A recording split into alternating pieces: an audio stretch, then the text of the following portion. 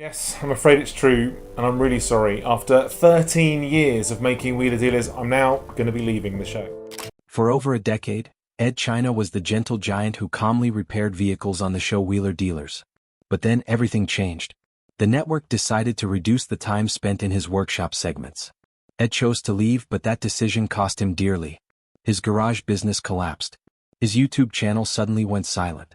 A controversy involving a Ferrari damaged his public image. Meanwhile, his former co-host Mike Brewer accused Ed of serious wrongdoing. The real story is a tangled web of pride, finances, and a short video clip that forever altered how fans viewed their favorite car expert. It all began in London on May 9, 1971. That's when Edward John China entered the world. No one could have predicted that this tall, inquisitive child would one day become one of the most admired mechanics on television. Ed's early years were far from ordinary. His father, who worked as an aeronautical engineer, transformed their house into a miniature industrial workshop. This wasn't just a simple garage with a few tools lying around. It was a place where young Ed learned the inner workings of machines by taking them apart and putting them back together. While other children spent their afternoons playing video games, Ed devoted long hours, sometimes up to 12 a day, experimenting with electrical circuits and mechanical gadgets. He didn't just tinker for fun. He studied, tested, and rebuilt things until they were flawless.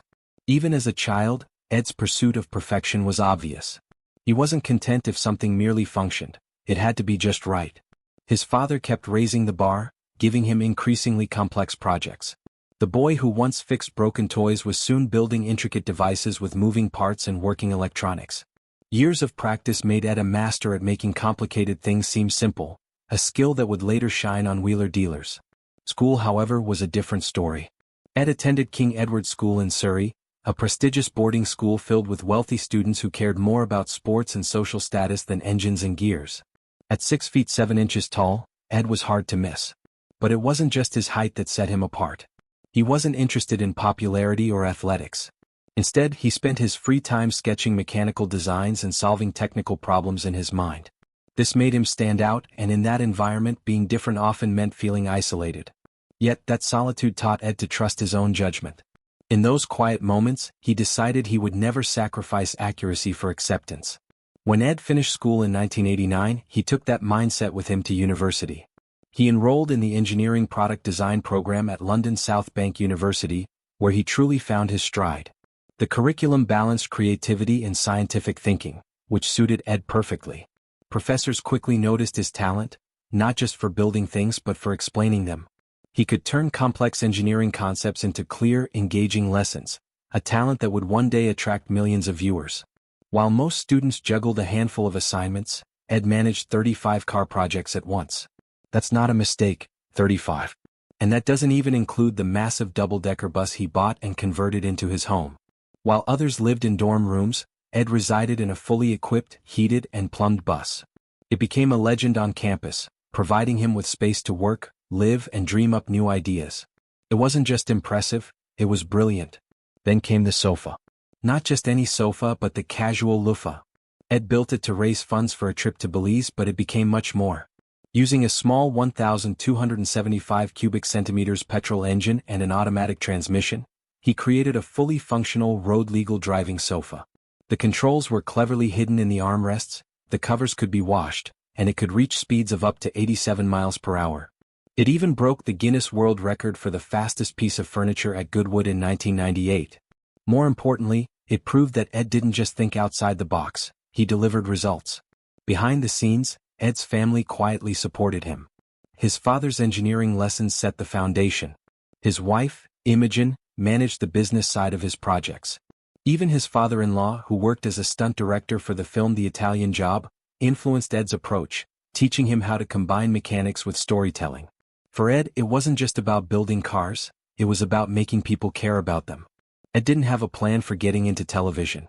He simply showed up, hoping for any opportunity in the film industry. That's how he found himself in 1994, working on a battered Rover for the sitcom Father Ted. He spent a week making the car look old and worn out, perfect for a church raffle. It was messy, unglamorous work, but Ed enjoyed every minute. While the actors filmed in Ireland, Ed stayed in London with the junior crew. When Father Jack's wheelchair needed to move on its own, the crew tried complicated solutions with motors and chains, but nothing worked. Ed suggested using a starter motor, but in the end they just pulled it with a rope. The lesson stuck with him. Simple ideas often work best. That small moment shaped his approach to engineering for years to come. By 1999, Ed had taken things further. He started a company with a quirky name, Comfy Banana Limited. But behind the playful name was a smart idea: build wild vehicles disguised as furniture. These weren't just gimmicks, they were fully functional road-legal machines. His sofa car, bathtub bike, and even a motorized bathroom could be rented for around $3,000 per event. Advertising agencies and corporate clients loved them. Ed didn't stop at sofas. He created shopping carts, beds, and even a complete bathroom set on wheels. One of his most outrageous creations, the bog standard, could carry passengers in a sidecar bathtub at 68 kilometers per hour. What looked like comedy was actually clever marketing and serious engineering. By 2009, Ed had launched another business called Grease Junkie, which was both a garage and a merchandise store connected to wheeler dealers. With each new venture, he created more income streams from his mechanical expertise. He wasn't just a TV personality anymore, he was running a small business empire. Long before all this, Ed understood the importance of standing out. In 1998, he appeared at Top Gear Live at Silverstone, driving his famous motorized sofa. That same year, Jeremy Clarkson featured him in a video, racing the sofa against real cars. It was wild, but it worked. Suddenly, everyone in the automotive world knew Ed China's name. He kept the momentum going with regular appearances on The Big Breakfast, showing off new inventions like the bathroom car and the driving bed. In 2000, he joined Scrap Heap Challenge, and by 2002 he was the regular designer on Panic Mechanic. Each show boosted his reputation. So when Wheeler Dealers launched in 2003, Ed already had a following and credibility. Then came the Guinness World Records. In October 1998, Ed reached 140 kilometers per hour in a furniture vehicle, breaking his first record. But he didn't stop there. In 2005, he built the world's largest motorized shopping cart, nearly 3 meters tall. In 2011, his bog standard set the world record for the fastest bathroom vehicle, reaching 68 kilometers per hour in Milan. But perhaps his most meaningful record came in 2020, when he built the fastest electric ice cream van, clocking 118.964 kilometers per hour. This wasn't just for fun. London was banning diesel vans for environmental reasons, and Ed saw a chance to keep these iconic vehicles on the road by creating an electric conversion kit. It was a record with a purpose. Every invention, every TV appearance, every record was part of a bigger plan. Ed turned a student project into a full-fledged business model. Companies paid thousands to rent his vehicles. TV brought him exposure. YouTube brought more fans. Merchandise, consulting, records, it all added up.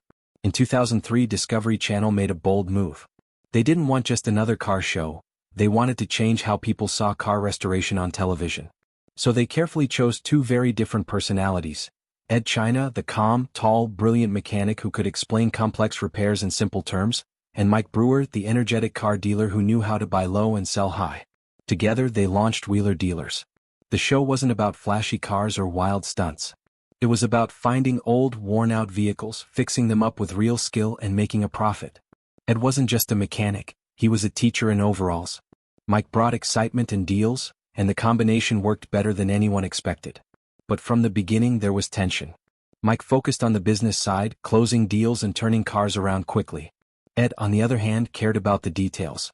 He wanted to teach viewers to make sure they understood every bolt, wire, and tool. On screen they laughed and joked, but off-screen their visions slowly drifted apart. Mike even called Ed his best friend and made him godfather to his child, but their close friendship didn't stop them from getting frustrated with each other. Mike leaned into the entertainment side, while Ed kept fighting for more workshop time. That quiet conflict over the show's direction never really went away. What Ed may not have realized at first was that the show's format quietly made him the real star. Every episode followed a simple formula: buy, restore, sell. But viewers didn't tune in to see a good deal, they watched to see Ed.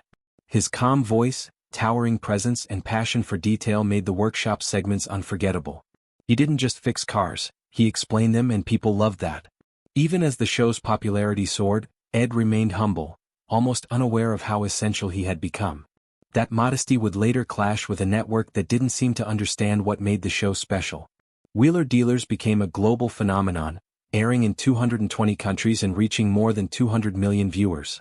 It was Discovery Channel's international hit. Spin-offs followed, including Trading Up, Dream Car, and even Wheeler Dealers France. Ed and Mike became household names from Europe to Asia to South America. But with worldwide success came pressure. The network saw dollar signs. They wanted faster turnarounds, less complexity, and more entertainment. Merchandise started selling under Ed's Grease Junkie brand. The show stopped being just about passion and started becoming a product. Gradually, the pressure to simplify and reduce Ed's workshop time increased. At first, production was simple. A small team of just 5 people, including Ed and Mike, worked in modest workshops. But by 2012, everything changed. The show moved to the United States, set up a new base in California, and brought in a larger crew. Their workshop relocated to 53082 Research Drive in Huntington Beach. There were more lights, more cameras, higher costs, and more interference. The show went from being small and personal to big and industrial. American TV standards demanded shorter, faster content, and Ed's slow, careful explanations were suddenly seen as too much. The very thing that made the show unique was being pushed aside. Still, Ed kept going. Over 13 seasons, he restored 135 cars. Each one was a hands-on masterclass.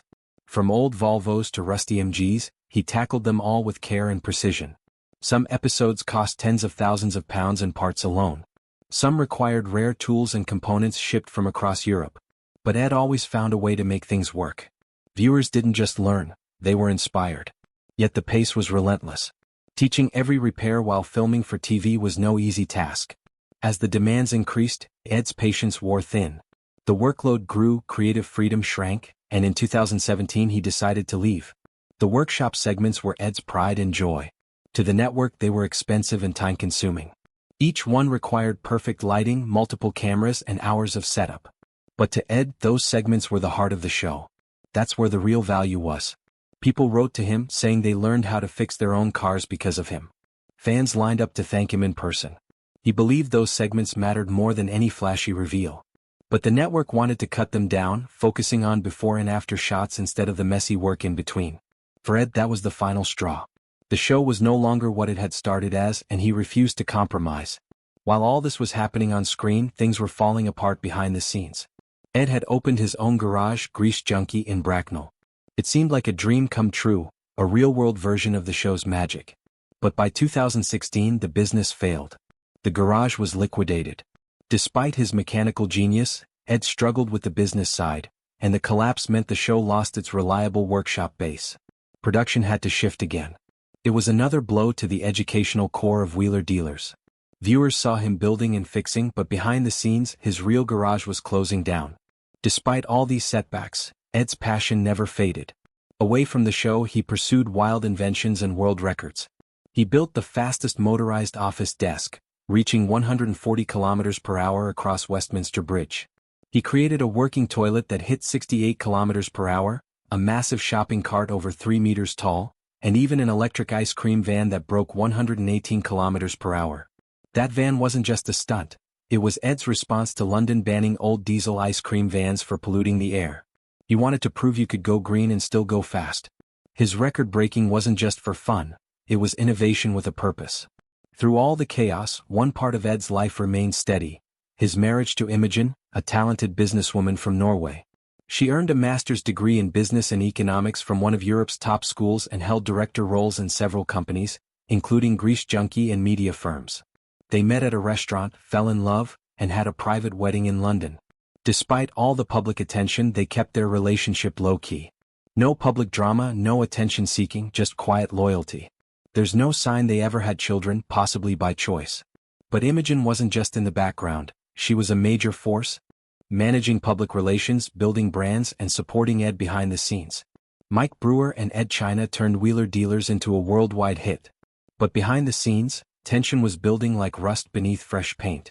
Brewer wanted action, laughs, and drama, the kind of content that kept viewers glued to the screen. China wanted depth. He believed the heart of the show was in the nuts and bolts. When production moved to California in 2015, the pressure increased.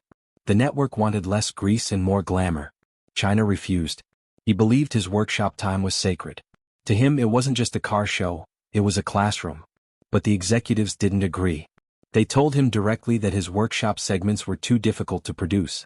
That stung. Brewer, meanwhile, wasn't hiding his frustration. By the later seasons he believed China had let fame go to his head. He became a TV star, not a mechanic, Brewer said. He claimed Ed started picking and choosing which jobs he'd do and which he'd skip. Some insiders said China, at 6'7", became more image-conscious and less willing to crawl under cars. Brewer saw it as ego. He said China did very bad things and was not gracious. Eventually the network gave Ed a choice: stay and follow the new format or leave. Off camera things were getting ugly. China was clashing with producers over control. They wanted tighter episodes with faster edits. He wanted to show every step of every repair. The producers didn't want it. His scenes took too long to shoot, required too many camera angles and cost too much money. Some workshop segments took 12 hours to film. That level of detail just didn't fit the new plan.